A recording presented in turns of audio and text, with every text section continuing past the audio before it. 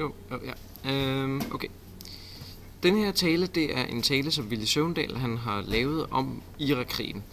Og i den, der redegør han for, hvad som der gjorde, at vi gik ind i Irakkrigen, hvad som der, og at det er bygget på en løgn. Det er i hvert fald, hvad Villy Søvndal siger.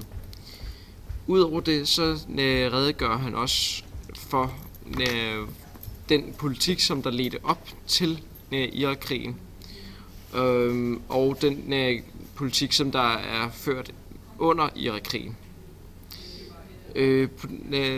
Der påstår han for eksempel, at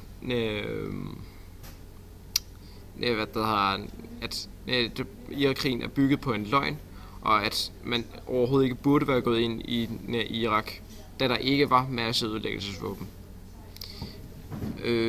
Udover det mener han, at regeringen har gjort et dårligt arbejde, og at pressen, den danske presse, ikke udspørger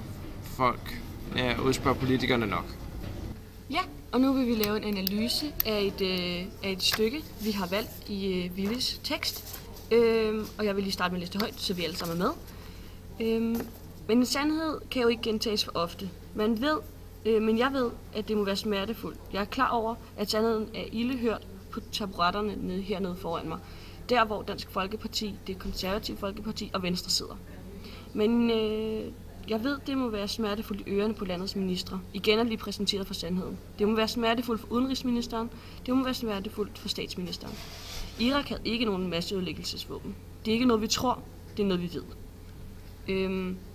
Her har han påstand om, at Irak ikke overhovedet var i besiddelse af masseødelæggelsesvåben. Det ser vi hernede. Altså han siger, at det er simpelthen ikke noget, vi tror, men det er noget, vi ved. Så bruger han her argumentationstypen en banalitet her i starten, med at man kan ikke sige sandheden for ofte.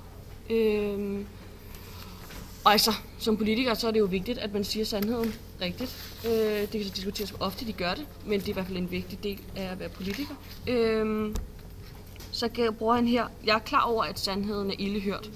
Vending er klar over, det er en klart gendrivelse, hvor han tager forskud på, hvad eventuelle modargumenter kan være på, at den her sandhed skal frem.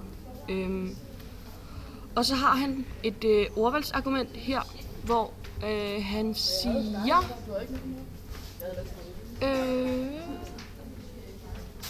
der hvor Dansk Folkeparti, Det Konservative Folkeparti og Venstre sidder.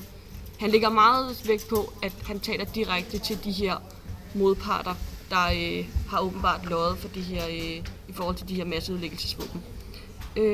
Og så går han herned efter, at den udenrigsministeren og statsministeren, altså han går ikke efter partiet eller selve sagen, han går direkte og tænker, at det er smertefuldt for udenrigsministeren og statsministeren. Og det bliver også kaldt et ad hominem argumentationsbrug. Og altså det her, hvor han går efter en person i stedet for at gå efter selve sagen eller partiet. Så hvis vi ruller lidt herned, så siger han, at det jo ikke er rigtigt, det er usandt. Altså her har han igen et gentagelsesargument, hvor han altså siger det samme, men har omformuleret det. Yeah. Okay, og Villy Søvndal, han bruger også rigtig mange gentagelser af bestemte ord. For eksempel så kan jeg vise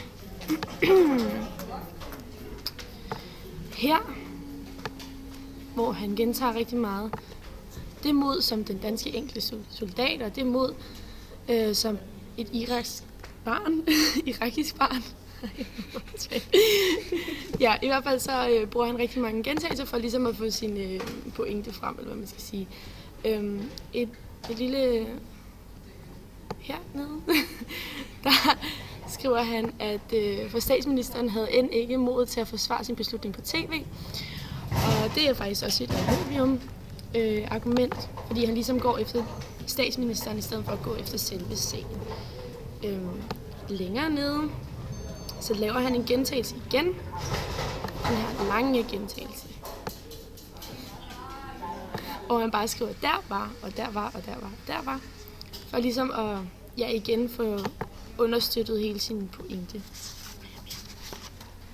Altså han bruger meget det her, ligesom Barack Obama, med at han bruger de samme vendinger, så så vi lægger ekstra meget mærke til, at det her det er altså en vigtig pointe i hans tale, og i det budskab, han vil komme frem til. Så det giver sådan en forstærkende effekt af det, han vil sige, hvis han fortsætter med at sige, det var. Præcis. Og han gør det faktisk rigtig meget, så jeg har faktisk også et sidste eksempel, hvor han her skriver, krigen var ulovlig med udråbstegn, så man ligesom kan sige, at det er vigtigt. Og så skriver han også i en sætning hernede. Fordi at han fortæller faktisk i hele det her afsnit, at det var FN's generalsekretær, der ligesom sagde det. Så jeg tror, at han genbruger det lidt, fordi han måske egentlig står inde ved det samme som ham. Nemlig.